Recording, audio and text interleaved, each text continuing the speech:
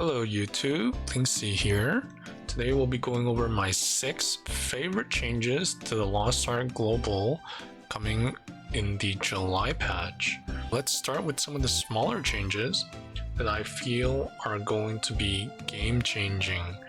First of all, Auction House, as you guys may know if you've been playing the game for a while now, they've implemented some annoying things in the auction house to combat the botting, the daily item registration limit. So right now we can add and list items, but previously it was reduced to only 20 items registered per day. On the previous patch last month, they upgraded that number finally after a year. They've upgraded to 40. But in July, they are completely blowing that number away, and we are now able to register 100 items. Okay, this is massive. You've come across that limit quite often, and it's actually quite annoying to be selling things like fish or flowers or even these type of materials and hitting that limit. Or if you're somebody that sells bus runs and you're posting gems for people to buy, more often than not you will reach that limit. And now that the daily limit is 100, it's more unlikely that you won't reach that limit. One change that's very big in the auction house that probably applies to everybody: you can now purchase things faster, right? So in the past, like let's say you want to buy some materials, well, you have to wait 10 seconds to buy it again. And that's kind of dumb, because a lot of these materials, there's a limit. Like you can only buy 900 of these iron ores or fish, right? Let's say I want to stock up on fish. I can only buy 9 of these at the same time, and then I have to wait 10 seconds. They're reducing that cooldown from 10 to 5. So now you can buy stuff a lot faster than before, which is a huge change. Honestly, you could argue that they could just remove these limitations entirely, because botting has become less of a problem now than it was a few months ago. But it's still nice to see that we're heading into the direction that they're starting to remove some of these changes. Next up, Wandering Merchant upgrades. Okay, this is actually a massive change, because if anyone's been playing the game for a long time and you're collecting these cards, you realize that some of these decks are really difficult to actually max out. And the most notorious one is actually the Light of Salvation set, which most people have at least to level 18 now, 18 Peace Awakening. Getting to 30 does require a tremendous amount of RNG, as you have to max out 6 different cards to level 5. You do need 15 in order to max this out. And well, you see how my way is maxed out, but my Balthor is not. Now, so what happens is they're upgrading the Wandering Merchants so that not only can we purchase Way, we can now also purchase Balthor from the Wandering Merchants. This is huge, as you're basically getting, you do essentially need 90 cards in order to max out your Light of Salvation, 15 of which is essentially free, because Way can just be purchased from the Wandering Merchants if you're lucky. Now we can have Balthor for free as well. Alright, so 30 out of the 90 on your Light of Salvation is now essentially free and given to you. Not only that, we're also getting access to Delane Armin. Delane Armin here is for the Lost Wind Cliff set, as you can see. Mine's already maxed out. One of my only cards that have maxed out naturally. Essentially, the Lost Wind Cliff set is more for supports, as when it's fully maxed out, it gives you a attack damage bonus to your party members. So on a support, if you have this maxed out on a paladin, a bard, or an artist, you're giving 3.5% more damage to all your party members, which is massive. Having access to Delayed Armament is huge, because at least now that one of these cards, one of these 4 legendaries are basically given to you on a Wandering Merchant, you do have to hunt them down. Soulless cards technically could be farmed. They're also not too difficult to get.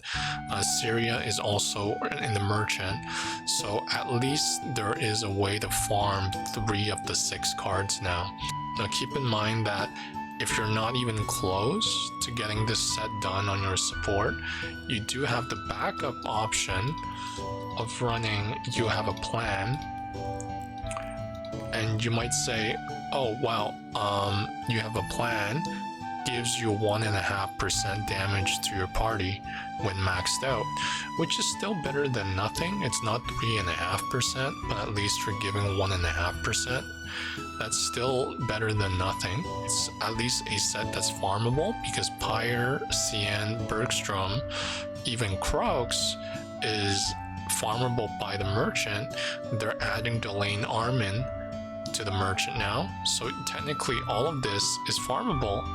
And Jederico is also being added to the Merchant now, so the entire You Have a Plan set is now farmable through the Merchant.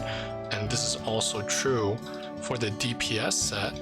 For people that are not close to Light of Salvation, you can farm the You Have a Deep Dive set now.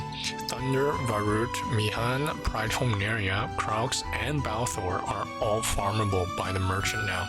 So you could technically max this out and get 12% additional damage, which is actually better in a lot of boss fights, better than Light of Salvation 18. Not quite as strong as Light of Salvation 30, but at least it's better than, and gives you a secondary option if you don't have your Light of Salvation maxed out. Alright, this set is also a little bit more tanky, as it gives you a 15% elemental damage reduction, because as people that use Light of Salvation know, not this 30% darkness damage reduction doesn't apply to every boss fight. It only applies to some bosses that do dark damage, which is not actually a lot. This gives you full access to Deep Dive, You Have a Plan, and also helps you finish off your Light of Salvation and Lost Wind Cliff sets as well. So this Wandering Merchant upgrade is huge for both new returning players and also current players like myself that still have not maxed out cards like Balthor or Jederico. Okay. Next, we have the honing buffs. So if any of you have alts that are currently below 1490, good news is that it now costs basically nothing getting your character to 1490. They have reduced gold costs by 100%, going up to 1490. Experience required is also reduced by 50%, and material price required, meaning shards and silver and such, they're also reduced by 40%. So essentially, everybody has the opportunity to get all their characters on their roster up to 1490 for basically very little cost now. This is also good for players that are coming back and new players. This honing buff is permanent. It's not only for one character on an event character, right? So your entire roster can get up to 1490, which is huge. Previously it's 1460, which allows you to do Vicus hard mode. If you do look at the party finder, most people have their alts sitting around 1460, farming Vicus hard mode as their entry level content. Now you can actually go all the way up to Brashaza normal on your normal characters now, on all 6 of your characters, which is massive, especially for new and returning players that are trying to catch up. Now it's not just about the decrease of cost. They're also increasing the honing chance of plus 19 by 5%, which is huge, and plus 20 by 3%. So your chances of getting up to plus 20 on your gear is really high now as well. The third most important thing I feel like was actually the battle items. Okay, this is actually a huge change that has been highly requested for a very long time. So battle items, I'm sure you guys have all sorts of like grenades, bombs, flares, time stops, and whatnot on your characters, and sometimes they're on all sorts of characters all over your roster. Okay, now the thing is, a lot of these battle items cannot be traded because you got them from the boxes, right? Boxes and events. And let's say you have a character that you don't play anymore, which actually happens a lot. Those battle items get wasted because you can't trade them. Well, moving forward, battle items are now roster bound, meaning if you open some boxes and let's say you don't play that character anymore, or you open accidentally too many boxes, you can take those grenades and actually just straight up move them, right? Like into your roster storage. Now let's say this flare, right? Like you can actually just move it to your roster storage and then give it to another character. This has been highly asked for. I know me personally, I have some characters where I have combat items that are just sitting in their bag and basically rotting away because I don't play those characters anymore. And I also have characters where like I have way too many sprinter robes and pheromone bombs that would be put to good use on other characters. So this is actually a huge change. They're allowing you to have tradable battle items now that are roster bound, and they're stackable up to 9,999 now. So that is actually a massive change we've been asking. Other massive change, okay, I think this is the second most important change in the patch. This has been really highly requested by the player base for a very long time, and I've been playing this game for almost 3 years, is that 0 Fion costs to move ability stones and accessories. Okay, ability stones and accessories. Now if you take a look at, I have all sorts of junk. I like to hoard things. Okay, I have all sorts of accessories and stuff that I usually keep around, and ability stones I keep around, things that I don't sell but I would like to somehow give it to my other characters. Well, the problem is that if you mail yourself an item, it's going to cost Fions for the person to receive them.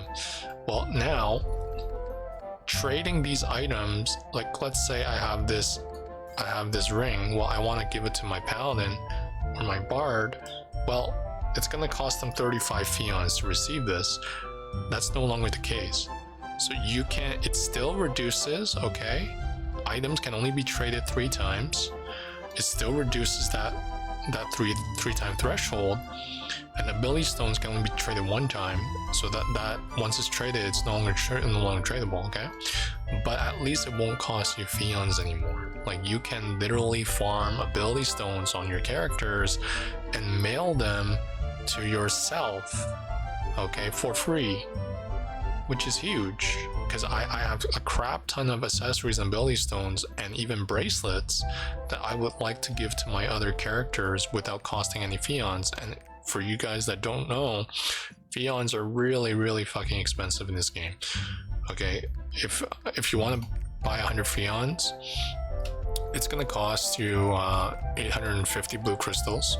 All right, 850 blue crystals cost approximately right now 25,000 gold, okay, just to trade a couple accessories to yourself. Okay, this is no longer the case. This has been eliminated, so you no longer need to hold back on sending yourself things like bracelets. I believe bracelets are counted as well. They're considered accessories, right? But rings, earrings, necklaces, and ability stones for sure no longer cost Fions. Okay, bracelets I still have to confirm in the patch, but I believe that this is the case as well. Okay, see, if I want to buy this earring, it's going to cost me 15 fions, regardless of the fact that this earring is only worth 1 gold, right? But that 15 fions is expensive, right? As you guys now can empathize. It's Fion costs are probably the highest barrier when gearing up your characters, and this definitely helps. Like if you're making a new character for whatever reason, through a power pass event or whatnot, well, you can now move some of your accessories over to that character for free. That will hopefully reduce some of the Fion costs it requires to gear up your alts properly, and that is a good change in my opinion. The number one change in the July patch, I think, has been highly talked about already, is the removal of the upper relics. So right now, as you can see, most endgame characters are sporting the new ancient Broshaza gear. This ancient Broshaza gear is farmed in the Broshaza hard mode raid. Okay, Broshaza hard mode requires an item level of 1540 to enter. Alright, as you can see, that is no longer the case. You're able to farm ancient gear straight from the beginning, transitioning from Voltan Vicus gear.